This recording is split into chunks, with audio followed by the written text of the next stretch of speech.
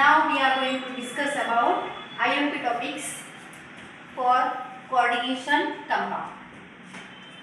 आता या चॅप्टर मध्ये जे आपण IMP टॉपिक्स बघणार आहे त्याच्यामध्ये बघा काय काय. First is a definitions, coordination number, coordination square and coordination bond. These three definitions are important, but coordination number, it is a most important definition in this chapter. After that, short questions are, first is a EAN rule, means effective atomic number. This is example, ask for 2 or 3 marks.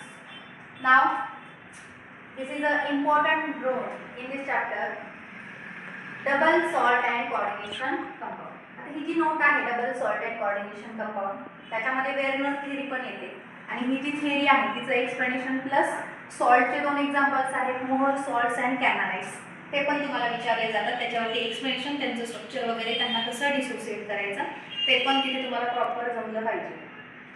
त्याच्यानंतरचा जो आपला next topic आहे types of आयसोमर्स. आता आयसोमर means तुम्हाला माहीत असेल, means same molecular formula but different structures. आता आयसोमर्स मध्ये आपल्याला सिंपल एकदम linkage isomers, ionization isomers, coordination isomers and hydrate आयसोमर्स.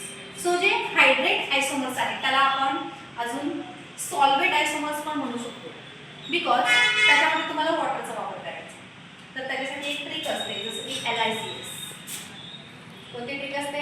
LICS, linkage, ionization, coordination and solvate. Solvate means hydrate. तर अशा पद्धतीने तुम्ही त्याचा पण स्टडी करू शकता. नेक्स्ट पण is a types of ligands. तर ligands means donor item.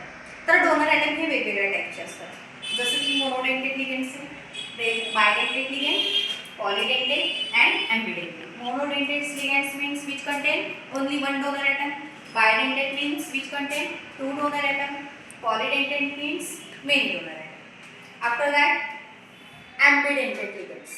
Ambidentate ligands means which contain 2 donor atom but it donate only one at a time. त्याच्याकडे डोनर ॲटम 2 असणार पण एका वेळेस तो फक्त एकच डोनेट करतो. त्याच्यामध्ये थायोसायनेटो, आयसोथायोसायनेटो, नायट्रो वगैरे असे एक्झाम्पल्स आहेत. त्याच्यानंतर टाइप्स ऑफ कॉम्प्लेक्सेस आहेत. आता anionic complexes, cationic complexes and neutral complexes. Anionic complexes means ब्रॅकेटवरती निगेटिव्ह चार्ज आला पाहिजे. ज्याच्या ब्रॅकेटवर निगेटिव्ह चार्ज असेल तो असेल ॲनोनिक. ब्रॅकेटवरती जर पॉझिटिव्ह चार्ज आला तर तो असेल कॅटोनिक. आणि ब्रॅकेटवरती जर चार्ज असेल, नो चार्ज, त्याला आपण म्हणणार न्यूट्रल कॉम्प्लेक्स. ते होमोलेप्टिक कॉम्प्लेक्स आहे आणि हेटेरोलेप्टिक आहे. Homoleptic complex means same ligands असणार, त्याच्यामध्ये जे लिगेंड्स आहेत ते पण कुठले कन्सिडर करायचे, फक्त ब्रॅकेटचे. ब्रॅकेटच्या बाहेरचे लिगेंड्स कन्सिडर करायचे आणि जे ब्रॅकेटमध्ये जे लिगेंड्स असणार आहे ते जर सेम असतील तर त्याला आपण होमोलेप्टिक म्हणतो. आणि ब्रॅकेटमध्ये असणारे जे लिगेंड्स आहेत ते जर डिफरंट असेल तर त्याला आपण हेटेरोलेप्टिक म्हणतो. त्याच्यानंतर नेक्स्ट जे लॉंग आन्सर क्वेश्चन आहे, जसं की 3 किंवा 4 मार्क्ससाठी विचारले जातात जनरली.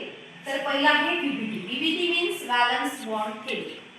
व्हॅलन्स बॉन्ड थेरी त्याच्यामध्ये तुम्हाला geometry, box diagram, electronic configuration, त्याच्यानंतर त्याचं जे हायब्रिडायझेशन असेल किंवा मॅग्नेटिक मुवमेंट असेल याच्यावरती तुम्हाला पूर्ण डिस्कशन करायचं असतं. त्याच्यावरती डिटेलमध्ये नोट लिहायची असते आणि ते सॉल्व्ह करून दाखवायचं असतं की त्याचा आन्सर काय येते, कशा पद्धतीने आहे. Then next is a magnetic property. आता मॅग्नेटिक प्रॉपर्टी जनरली हे एक छोटंसं एक एक्झाम्पल आहे.